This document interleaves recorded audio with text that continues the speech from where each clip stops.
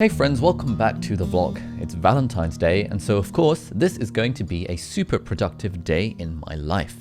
The day starts at 8:30 a.m. as I'm rudely awakened by my iPhone alarm.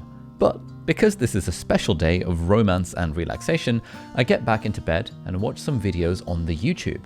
I'm watching Graham Stephan reacting to David Dobrik's new home, and then I browse Instagram to see if I've got any Valentine's Day messages. Sadly, I have none.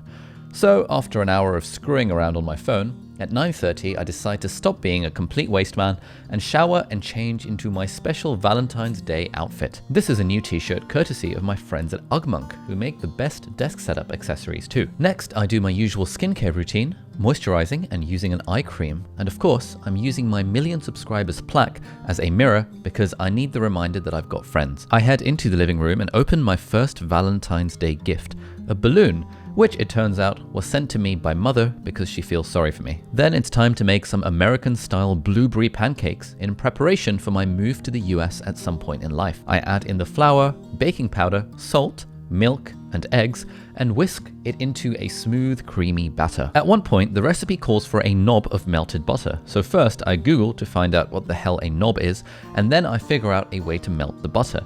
I feel the microwave would be a reasonable way to melt butter, which then goes into the mix, which I whisk like a maniac. Then I spend 20 minutes making the pancakes like the domestic goddess that I am. We decorate them with golden syrup and fresh blueberries and tuck in. Around 11 a.m, my brother and I hop online to record this week's episode of our award-winning podcast, Not Overthinking. We discuss the emotional rollercoaster I've been on this week, with lots of issues with the book that I'm writing.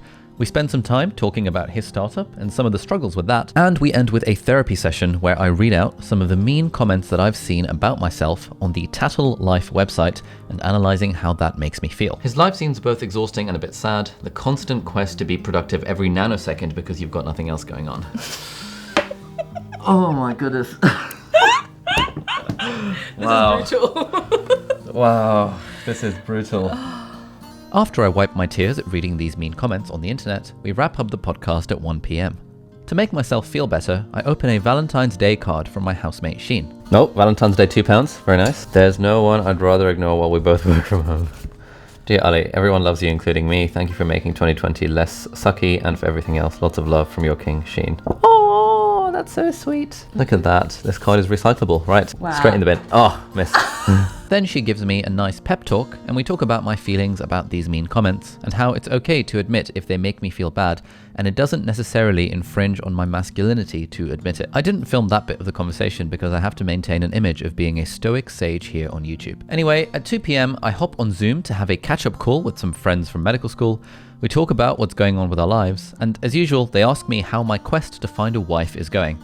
I tell them that my chances of getting married this year are similar to the chances that the Pope converts to Islam. While I'm on the Zoom call, Sheen is very kindly baking a cake, which we're going to decorate later in the day.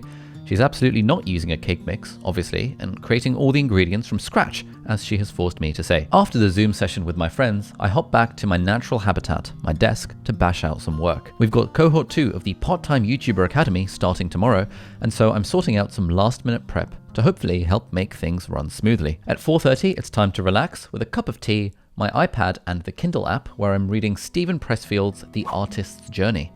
I start to feel a bit lethargic, and I think about going for a run, but then I decide against it because I'm not a complete weirdo. Instead, I film Sheen decorating the cake, and we spend some time doing a photo shoot for her Instagram. Then at 6 p.m, I hop on a Zoom call for the Not Overthinkers, the private community that my brother and I have started around our podcast. It's a good session with around 15 of us, where we have a chit-chat about meaning and purpose and how to figure out what to do with your life, and where I share my woes about struggles with my book and how bad these mean internet comments have made me feel recently. Thankfully, it's a very supportive community and we have a lovely discussion. By the way, if you're not following my weekly podcast that I host with my brother, you should subscribe to the Not Overthinking YouTube channel, and you can also find us on Spotify and every other podcast platform. Isn't that fun? At 7 p.m, Sheen and I spend 30 minutes deciding what takeaway to order, and then once we've decided on our favorite Indian cuisine, I do a bit of practice on the recorder, which I bought yesterday to help drive out the neighbors.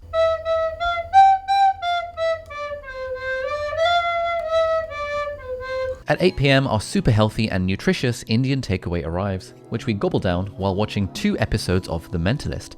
And then from 9 to 9:30 p.m, I do some more recorder practice and then spend some time replying to comments on my latest video and FaceTiming mother because I'm such a good son. At 10 p.m, it's time for our special Valentine's Day wind down routine. So we both change into our robes, don our headbands and apply a face mask. Unfold the mask, gently apply. Alright, open it, tear it open. Now unfold it.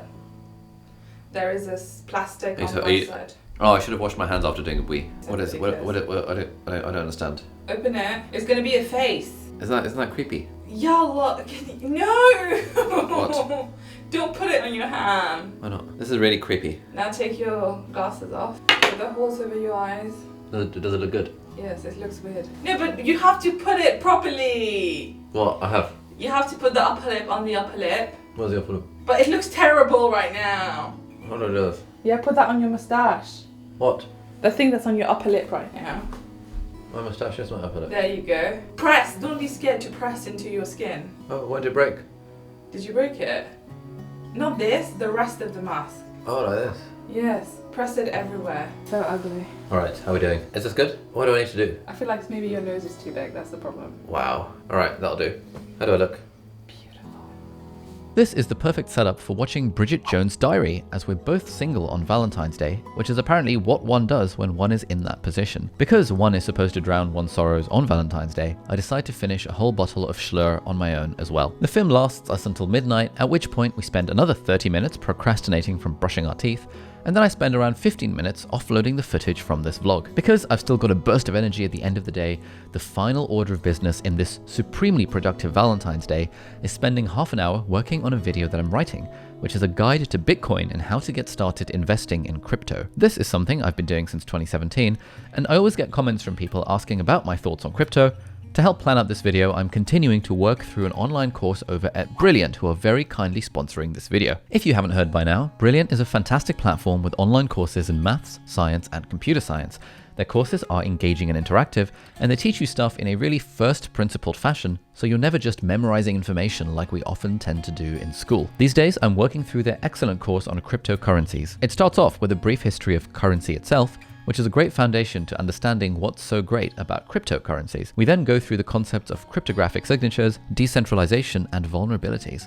This course has really been helping me get a foundational grasp of cryptocurrencies so that I can make more videos about them in the future, and also to be a bit more confident in my own investments. If you'd like to join me on this journey of improving our mental faculties and understanding these important concepts in maths, science, and computer science, head over to brilliant.org/Ali, and the first 200 people will get 20% off the annual premium subscription. Thank you so much for watching this video. If you liked it, you should definitely check out this short playlist of some of my other ridiculously productive days in the life. Thank you for watching, happy Valentine's Day, and I'll see you later.